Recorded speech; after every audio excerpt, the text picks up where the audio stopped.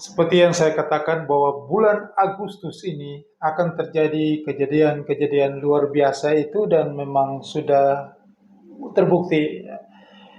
Kita lihat mulai sejak Juli ya, mulai ada gelombang demo yang sangat luar biasa di Bangladesh ya, karena ada protes ya dari pelajar, mahasiswa dan semua elemen turun ke jalan karena protes dari kebijakan Perdana Menteri Bangladesh Sheikh Hasina yang sudah berkuasa 15 tahun ya, karena sebuah kebijakan yang keliru ya, yang salah tentang kuota pegawai negeri ya PNS yang untuk veteran perang keluarga dari veteran perang itu yang kuotanya itu makin besar ya, sehingga tidak rakyat yang lain tidak punya kesempatan untuk bisa berkiprah sebagai PNS di Bangladesh ya. Ada ketimpangan di sini. Nah, hal-hal ketimpangan sosial ini yang membuat masalah ini yang membuat menjadi meledak ya. Seluruh elemen turun ke jalan untuk protes ya. Begitupun juga kita lihat minggu lalu ada masalah imigran ya di UK ya, di Inggris sana, sehingga membuat gelombang protes yang unjuk rasa yang meluas, yang besar. Terjadi jarahan di mana-mana, penjarahan seperti yang terjadi di tahun 1998 di Jakarta. Di Indonesia seperti itu dan di kota-kota besar lainnya. Nah, di Bangladesh itu akhirnya gelombang protes makin meluas, membesar, turun ke jalan, dan akhirnya mereka masuk menduduki kediamannya Perdana Menteri Sheikh Hasina. Mereka menjara, mereka membakar, ya, merusak semuanya. Itu pun seperti yang terjadi pada tahun 1998 di negeri Wakanda, kerusuhan Mei tahun 1998. Nah, hal itu juga terjadi sekarang ini. Ya, kita lihat merujuk dari tahun kemarin, tahun 2022, kerusuhan besar di Sri Lanka membuat Perdana Menteri Rajapaksa akhirnya keluar, kabur ke luar negeri. Istana diduduki, dihancurkan, ya, parlemen runtuh, pergantian rezim baru. Perdana Menterinya, Presiden Sri Lankanya kabur ke luar negeri. Begitupun juga tahun 2023 ada kerusuhan besar terjadi antar agama ya, terjadi di Pakistan yang membuat pergantian kepemimpinan juga. Sampai dengan Maret 2024 masih terjadi. Dan Juli sampai dengan terakhir hari Senin 5 Agustus kejatuhan rezim Sheikh Hasina di Bangladesh. Dan dia kabur, sudah tua, ya, renta, tergopoh-gopoh kabur, naik helikopter, kabur ke India, dan India ditolak, dan akhirnya dia sekarang di Eropa. Seperti itu yang terjadi. Jadi jangan main-main bahwa sekarang ini ada gelombang virus demo, ya, people power yang sekarang ini. Ya. Jangan sampai negara Wakanda ini akan terjadi hal-hal serupa. Ya. Karena di Asia Selatan sudah terjadi 3 negara ya, Sri Lanka, Pakistan, dan terakhir ini Bangladesh. Ya. Suan besar seperti yang terjadi tahun 1998 di negeri Wakanda. Dan warning buat negeri Wakanda. Karena negeri Wakanda ini, kalau kita lihat seperti Bangladesh yang terjadi sekarang, itu mirip-mirip, ya. Berkuasa, pingin berkuasa lama, ya. Terus yang protes, yang kritis itu ditekan, dimasukin penjara, ya. Jadi tidak boleh ada yang mengkritik pemerintah, ditekan, ya. Kebebasan bersuara itu ditekan. Nah, ini sudah mirip-mirip dengan negeri Wakanda yang sudah mulai menekan itu kritik-kritikan, ya. Mereka sudah berusaha mengkompromi kekuasaan. Jadi ya kalau bisa itu tidak ada partai-partai atau oposisi yang mengkritik. Kalau bisa kita rangkul semuanya. Itu Jadi tujuan rangkul semuanya itu ya udah menghilangkan demokrasi. Jadi sudah seperti kembali lagi ke zaman kekuasaan otoriter. Kekuasaan yang zaman dulu di negeri Wakanda itu yang dikuasai oleh militer, ya, orde yang lama, orde yang sebelumnya, ya, rezim sebelumnya yang berkuasa sampai 32 tahun, yang yang berani melawan, mengkritik, menentang, dihilangkan atau masuk penjara. Nah, seperti itu mau dikembalikan tapi dengan cara yang berbeda. Dengan cara kalau bisa dirangkul semuanya, tinggal hanya satu partai, dan partai itu seperti yang dulu juga di zaman orde sebelumnya, dialah yang tinggal dia sendiri, partai itu sebagai oposisi yang melawan pemerintah, yang tidak punya daya, tidak punya kuasa karena kalah dalam suara di parlemen. Ya, itu yang mau dipraktekkan kembali, ya. Ya, kita lihat sekarang ini kondisi tahun 2024 ini, semua partai sudah bergerombol ke kekuasaan. Jadi sudah tidak ada lagi itu partai yang punya kekuatan penyeimbang, sudah tidak ada. Jadi yang mau kritik-kritik itu sudah tidak ada. Ya, semuanya sudah masuk ke dalam kekuasaan pemerintahan. Bagi-bagi kue, malah menteri-menterinya mau dibesarin, digemukin. Saya ini dulu ya pernah ikut teman kontraktor, jadi saya tahu gitu loh. Ujung-ujung itu semuanya kalau kita ambil proyek di kementerian, ya, teman saya itu saya selalu ikuti, ya. Itu ujung-ujungnya itu dirjen semua kementerian itu tidak cuma hanya teken aja tanda tangan, tetapi ada orang yang dipercayakan dari menteri itu untuk mengurus itu proyek itu. Ya, sebelum proyek itu sudah deal-dealan dulu. Lu kasih berapa? 7% di atasnya menteri, terus bagi lagi, dan dari partai dapat itu. Jadi semua itu omong kosong untuk membangun negeri, bangun kesejahteraan. Itu hanya kepentingan mereka. Jadi mereka cuap-cuap itu hanya bagaimana supaya mengurusin perut mereka masing-masing gitu loh. APBN itu kalau bisa dibikin besar gitu supaya mereka dapat 10%, 5% dari situ. Memperkaya diri mereka masing-masing. Jadi omong kosong dengan urusin negara ini. Urusin rakyat itu omong kosong, rakyat cuma jadi pion aja, dipermainkan gitu loh, untuk mereka kaya gitu. Nah, ini yang terjadi di praktek-praktek yang sudah terjadi kerusuhan besar di Asia Selatan, ya seperti ini permainannya. Pengen berkuasa lama karena mereka tahu dengan berkuasa itu cepat kaya gitu loh. Orang yang begitu rakus kemaruk, ya, sampai sudah tua seperti Sheikh Hasina itu, sudah tua nenek-nenek tapi masih ingin berkuasa. Dan seperti di negeri Wakanda juga sudah 70 tahun loh, bukan anak muda, masih aja rakus, masih aja kemaruk. Dan bukan orang miskin, sudah kaya raya, rumahnya aja luas, besar, mewah, mobilnya aja saya abrik-abrik. Sudah mapan, sudah kaya, tapi aja masih rakus, masih doyan itu korupsi. Doyan makan uang haram. Ya kalau anak kecil, bocah ya, bocil itu rakus, kemaruk ya. Doyan makan sana sini hak, bukan hak dia diambil-ambil. Ya wajar lah itu anak kecil. Bocil lah ini udah 70 tahun rata-rata tapi masih aja kelakuannya kayak begitu. Ya itulah susah, itu tabiat, itu budaya ya. Jadi agama itu omong kosong gitu aja. Yang penting kita korupsi, kita kaya gitu loh. Itulah tabiat mereka. Nah, tabiat-tabiat ini sekarang lagi dipantau sama spekulan-spekulan falas di luar. Jadi Anda kalau saya kasih tahu ya, negeri Wakanda kalau memang tidak rubah kelakuan-kelakuan begitu, seperti kalau bisa itu pilkada di seluruh Indonesia itu kalau bisa dikuasai mereka, orang-orang mereka. Supaya apa? Supaya jangan menghalangi mereka mau korupsi. Itu kan tujuannya begitu.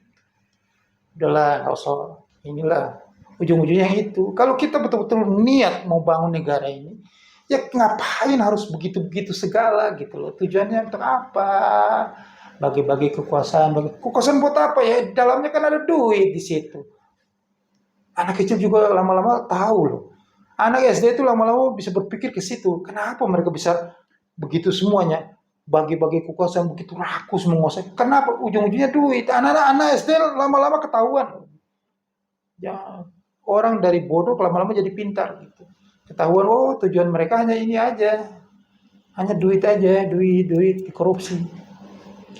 Gak apa-apa, dilakukan aja selagi masih ada kesempatan. Gitu. Sampai anak-anak muda itu diajarin cepat jadi penguasa supaya bisa, mumpung masih muda sudah kaya raya dari situ, dari APBN.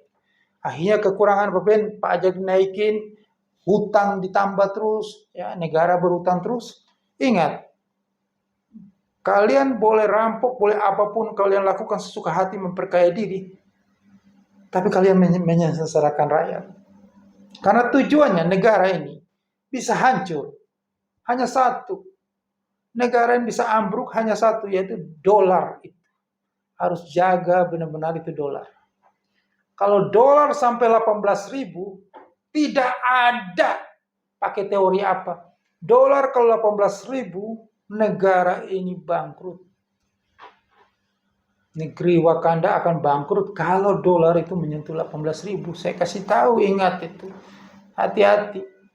Jangan sampai terjadi seperti negara-negara Asia Selatan. Karena ini hal hukum alam ya. Percaya, believe it or not ya. Percaya atau tidak percaya. Hukum alam itu pasti terjadi. Sejarah itu pasti berulang kembali. Cuman ya bungkusannya aja yang beda. Tetapi isinya itu sama. Bahwa kerasukusan, ketamakan, ya, nepotisme yang membuat akhirnya rakyat itu muak dan rakyat turun ke jalan dan menumbangkan rezim itu. Dan itu akan berulang terus. Lah itu kalau dicerita dari sejarah bangsa Wakanda dari zaman dulu juga begitu. Diulang terus dari zaman manusia pertama di bumi ini, Adam dan Hawa, sampai dengan detik ini saya bicara. Itu sejarah itu tetap berulang-ulang terus. Di kitab suci sudah menjelaskan bahwa tidak ada hal yang baru di dunia ini. Yang ada hanya pengulangan-pengulangan sejarah. Mungkin kita kelihatan baru itu cuma bungkusannya doang, tetapi isinya tetap sama. Kerakusan, ketamakan, korupsi, lupa diri, lupa daratan, sudah tua 70 tahun, tapi masih gerompol doya. Untuk apa? Berkonspirasi untuk apa? Untuk korupsi. Ujung-ujungnya begitu aja. Nggak peduli mereka mau ke depannya gimana gitu. Yang penting kita kaya dulu. Kalau sampai dolar ini 18.000, negara ini ambruk karena inflasi tinggi. Ya, suku bunga itu di Bank Indonesia, suku bunga itu naik terus. Ekonomi itu mati, bisnis mati, daya beli nggak ada. Tapi mereka tidak peduli karena mereka udah kaya. Rakyatnya yang susah. Jutaan orang itu yang susah. Ekonomi yang kelas menengah ke bawah itu yang kena dampaknya. Jadi saya bersuara sini mengedukasi karena apa? Yang kena dampaknya itu adalah masyarakat kelas menengah ke bawah. Kalau para elit itu nggak ada masalah gitu loh. Mau krisis kayak mau apa kayak bodoh amat, kita kabur aja ke luar negeri. Kita udah kaya. Cuma kelas menengah ke bawah ini yang nggak bisa hidup. Nah, kalian kelas menengah ke bawah juga, kalian yang milih. Jadi kalian pintar-pintarlah jadi orang. Hati-hati bahwa ini, jangan pikir bahwa apa yang dikatakan The Federal Reserve, bahwa September ini akan pangkas suku bunga, itu tidak terjadi. Bagaimana mau pangkas suku bunga sedangkan ekonomi Amerika itu masih memanas. Dan potensi inflasi itu masih bisa naik. Belum tentu turun di bawah target The Federal Reserve di bawah 3%. Ini kan bandar masih main-main aja gitu dengan data-data. Nanti rilis data berikutnya, bulan berikutnya, itu CPI Amerika Serikat itu bisa naik lagi. Di atas bulan sebelumnya yang 3% pas. Bisa naik lagi.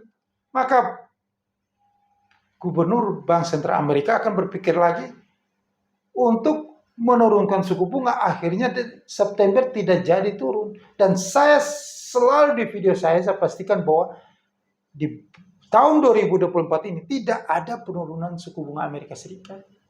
Justru ada potensi naik. Minimal di hold terus di tahun 2024. Jadi suku bunga unchanged terus, tidak berubah. Jika suku bunga itu tetap terus, maka di dunia ini ya terjadi yang lawan Amerika Serikat, yang pakai mata uang lawan dolar, itu akan makin terpuruk, makin susah karena harus bersaing dengan arus derasnya safe haven Amerika Serikat ini, surat utangnya. Maka karena takut ada capital outflow, maka bank-bank sentral di luar dari Amerika Serikat itu berlomba-lomba untuk menaikkan suku bunganya. Dan negara-negara emerging market seperti kita Indonesia ini, mau tidak mau, pasti akan menaikkan suku bunga juga. Suku bunga yang makin tinggi akan memukul itu sektor bisnis. Daya beli itu makin menurun.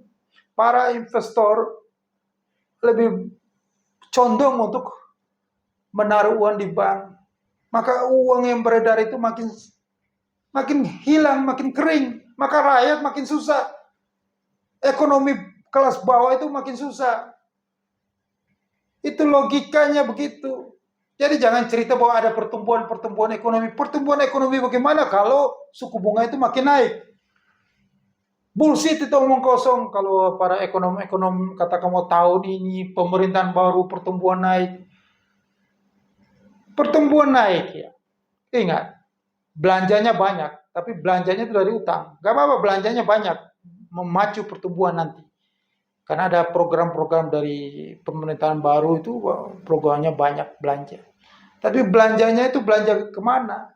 Kalau belanjanya banyak, impor. Ya hati-hati. Makin banyak impor, dolar itu makin naik, maka itu membuat susah, membuat inflasi yang terjadi nanti. Dan sudah bisa dipastikan, semakin dia belanja, karena barang-barang yang dibutuhkan untuk programnya itu tidak tersedia di lokal sini. Seperti sapi dan lain-lain, itu mau nggak mau harus impor. Kalau import itu yang membuat inflasi terjadi karena suku bunga Amerika itu masih tinggi. Makanya jangan bernegara itu hati-hati, jangan menghujat Amerika, menghujat Israel. Hati-hati, tidak usah peduli dengan urusan mereka. Mereka mau perang, mau apa, itu urusan mereka. Karena mereka itu tidak pernah selesai sampai kapanpun. Jadi kita jangan menghujat salah satunya. Biarin saja urusan mereka. Orang negara Arab saja, Yordania, Arab Saudi tidak peduli. Kok kita negara yang bukan negara superpower, hanya negara kecil, kok mau sok-sokan gitu loh. Ingat bahwa spekulan-spekulan falas itu adalah orang-orang Yahudi. Semua dikuasai oleh Yahudi. Kalau mereka mau, negara kecil ya yang tidak punya nuklir itu mereka tidak perlu perang. Ya cukup ya dalam semalam cuma mainkan nilai tukar mata uangnya aja, ambruk ekonominya, selesai.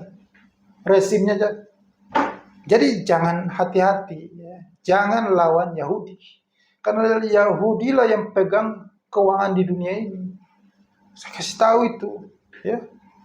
Orang tahun 92 aja Inggris bisa ambruk pound sterling dalam semalam. Tahun 1997 sampai 98 itu Asia hancur nilai mata uangnya. Karena apa? Karena George Soros dan kawan-kawannya itu apa? Orang Yahudi. Ya kalau orang zaman sekarang itu tidak, yang lahir anak-anak muda sekarang tidak tahu sejarah. Kita ini sudah hidup di tahun-tahun itu 92, 97. Jadi kita tahu bahwa yang pegang pasar keuangan dunia itu orang-orang Yahudi. Jadi nasib negara-negara berkembang itu tergantung US dollar. Hati-hati. Kalau US dollar naik, maka ekonominya ambruk. Dan pemerintahannya juga ambruk. Mau kuat apa pemerintahannya? Kalau nilai tukar mata uangnya ambruk, maka ekonominya pasti ambruk. Karena kandungan impornya itu masih tinggi. Utangnya juga dalam US dollar. Itu aja logikanya. Kan US dollar makin naik, makan rakyat makin susah, inflasi itu makin tinggi, harga barang naik semuanya. Kalau harga barang naik semuanya sementara, sudah harga barang naik semua, daya beli turun karena suku bunga ikut naik lagi. Kalau dolar naik, otomatis suku bunga bank sentralnya naikin lagi. Nah, suku bunga dinaikin lagi, sektor bisnis ya ambruk dong. Itulah yang akan terjadi nanti. Maka belajarlah dari kejadian di Sri Lanka, Pakistan, ini Bangladesh. Ya. Jadi jangan kemaruk, jangan rakus. Ya. Kerjalah yang benar demi rakyat. Rubahlah kelakuan itu. Karena uang itu tidak dibawa mati. Ngapain sih? Begitu. Karena Anda itu kan udah kaya, bukan orang miskin. Kenapa sih begitu kerasukan setan untuk memperkaya diri? Padahal bukan orang miskin, udah kaya. Uang itu nggak dibawa mati, hanya uang itu senang aja dilihat angka-angkanya di dalam rekening gitu loh. Anda makan cukup satu hari itu 3 kali ya. Ya Anda 5 kali lah Anda makan. Gak mungkin Anda makan kehabisan 1 miliar dalam sehari. Jadi gimana ya, saya heran ya. Tapi ya nggak apa-apa lah, itu memang sudah hukum alam ya. Jadi sejarah itu berulang terus. Ya, berulang terus. Jadi hati-hati aja ya. Kalau masih tetap melakukan hal seperti ini, maka oke, boleh Anda intervensi itu dolar, tapi sekuat apa cadangan devisa kita untuk melawan itu arus derasnya kenaikan US dollar itu. Dalam ilmu teknikal itu, kalau dolar sudah pernah mendekati 18.000 pada tahun 98 waktu kejatuhan rezim, maka dia akan balik ke harga itu. Itu sederhana aja. Harga itu harus nyentuh dulu. Kalau harga 18.000 jebol lagi, maka 20.000 di depan mata. Anda boleh buktikan. Believe it or not, itu akan terjadi. Kalau itu tidak terjadi, saya tidak akan hadir lagi di dunia keuangan ini. Saya tidak percaya. Tapi kenapa saya percaya? Karena saya sudah melihat itu. Yang seperti saya katakan kemarin, dolar yen dari tahun 2021, dolar yen itu akan jebol tertingginya sepanjang sejarah yang pernah terjadi. Waktu terjadi, saya pertama kali hadir di dunia keuangan, saya mulai bekerja, lulus kuliah. Waktu itu tahun 98, saya melihat dolar yen itu sampai 146, 157 terhadap US dollar. Setelah itu dolar yen itu kembali menguat sampai 97, 98 terhadap US dollar. Di tahun 2024 ini, di bulan kemarin Juli, dolar yen sampai 161 terhadap US dollar. Dan tahun-tahun kemarin kan sudah jebol 146, kan saya bilang harus angka 146 terhadap US dollar itu jebol. Dan sudah jebol kan. Di 161 diintervensi. Sekarang dolar yen itu di level 146.26. Tapi dia sudah nyampe terendah lagi sepanjang sejarah di 161.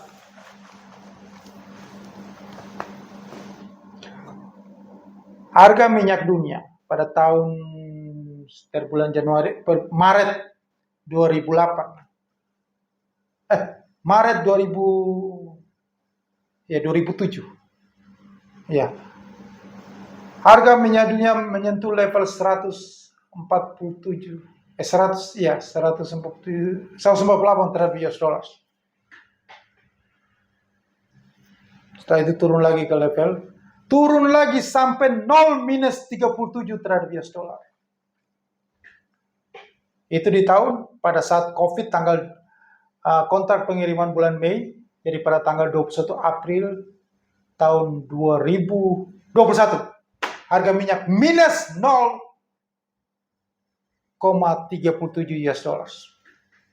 Setelah itu naik terus agresi Rusia ke Ukraina pada 8 Maret pada 22 Februari 2022, tanggal 8 Maret harga minyak jebol. 8 Maret 2022 harga minyak jebol ke level tertingginya 130 US dollar. Harga minyak itu masih bisa jebol lagi di atas 130. Dia harus menjebol lagi di atas 147, 149. Mungkin ke 150 US dollar per barel. Itu akan terjadi nanti. Dan pasti terjadi. Pasti terjadi. Dan tanda-tandanya sudah kelihatan. Kelihatannya apa? Bocoran intelijen Amerika Serikat bahwa titah dari Ayatullah Khamenei, pemimpin revolusi Islam Irak, bahwa dia akan menyerang Israel sebagai pembalasan atas terbunuhnya pemimpin Hamas Ismail Haniyeh, itu di saat bangsa Yahudi atau Israel sedang merayakan perayaan agamanya. Itu pada tanggal 12 atau 13 Agustus 2024, jadi minggu depan, sekitar hari Senin dan Selasa. Maka itu mereka sudah persiapan semuanya. Ya. Tentara Amerika, kapal induknya sudah diteluk, ya, sudah siapin jet-jet tempurnya sudah siap, ada pengiriman bantuan pasukan dari Inggris dan segala. Rusia pun sudah turun untuk bantu Iran dan segala macam. Maka jadi sekarang ini tergantung Iran saja, tergantung Ayatullah Khamenei. Apakah dia berani melawan? Jika dia berani menyerbu Israel, dan Hizbullah juga perang, dan Yaman, Houthi juga perang menyerbu Israel, maka runtuhlah rezim Ayatullah Khamenei. Itu perang itu memang sudah disiapkan oleh Amerika Serikat. Jadi kalau dia merasa dia hebat, dia mau berani serang Israel, berarti sama aja dia menyerang Amerika. Maka dia bersiap-siap menjadi Irak pada saat Perang Teluk tahun 2003, runtuhnya Saddam Hussein. Dan dia bisa runtuh, bisa habis. Jadi dia harus berpikir dua kali, kenapa mau perang aja lagi gentar dia. Karena dia takut, dia harus mikir bahwa ini taruhannya adalah rezim mereka akan runtuh. Rezim mereka ini yang berkuasa akan runtuh. Dan Amerika akan naikin pemerintahan pro-Amerika. Ya tujuannya sebenarnya itu.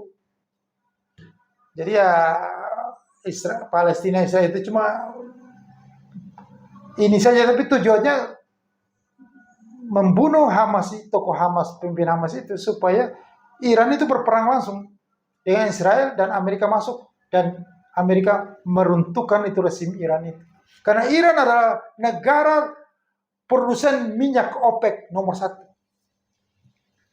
Nah, di saat perang itu terjadi, harga minyak akan naik kencang. Harga minyak akan naik dan menembus level tertinggi sepanjang sejarah baru. Nah, Anda siap-siap untuk borong itu minyak.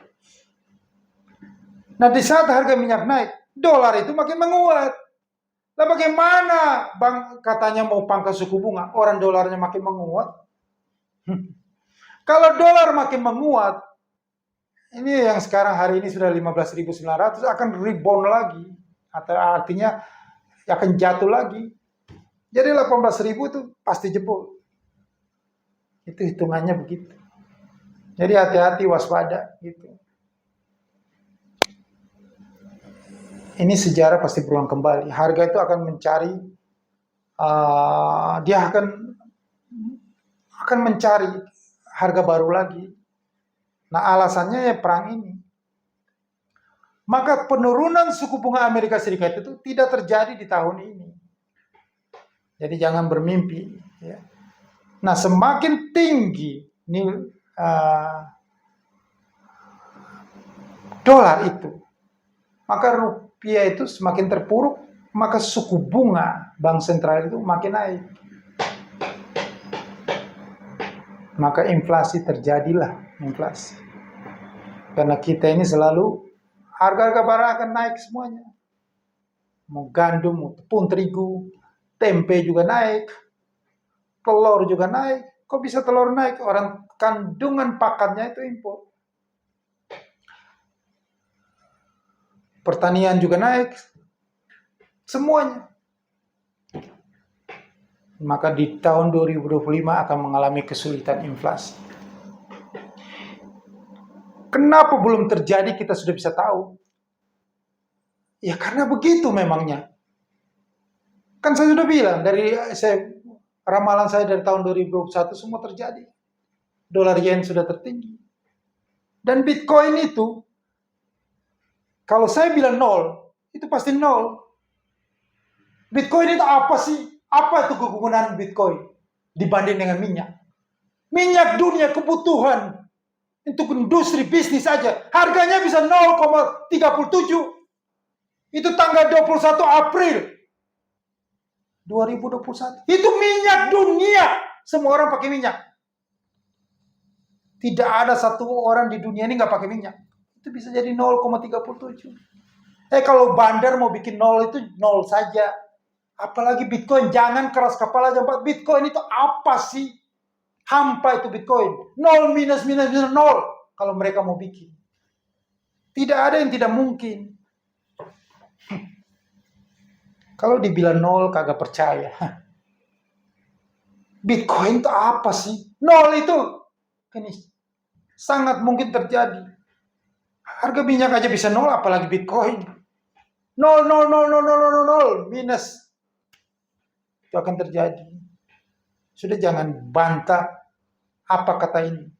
Saya ini Nabi, di sini saya lebih tahu tentang ini semuanya yang terjadi. Buktikan saja.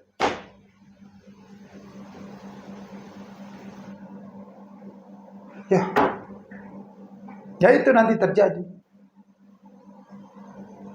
Dan Agustus, September, Oktober, November ada kehancuran di pasar keuangan dunia. Maka Anda bersiaplah masuk ke dalam pasar yang bisa memberi Anda cuan banyak dalam waktu yang cepat, yaitu di futures market. Manfaatkan peluang yang akan terjadi nanti. Harga emas dunia akan anjlok. Bursa saham, wah, kebakaran, terjun bebas, tinggal 10 meter lagi jurang. Kemarin saya bilang 5 meter, ini tinggal 2,5 meter jurang, masuk jurang semuanya. Maka itu segera hubungi saya di nomor WhatsApp di bawah video ini, di deskripsi. Ya, tanya orang itu deskripsi mana, itu ada nomor WhatsApp saya, hubungi saya. Dan Anda siapkan deposit dalam jumlah yang banyak, kita fight di sini. Kita hancurkan ini semua. Ini kita hancurkan semuanya. Kita hancurkan semuanya. Sukses untuk Anda.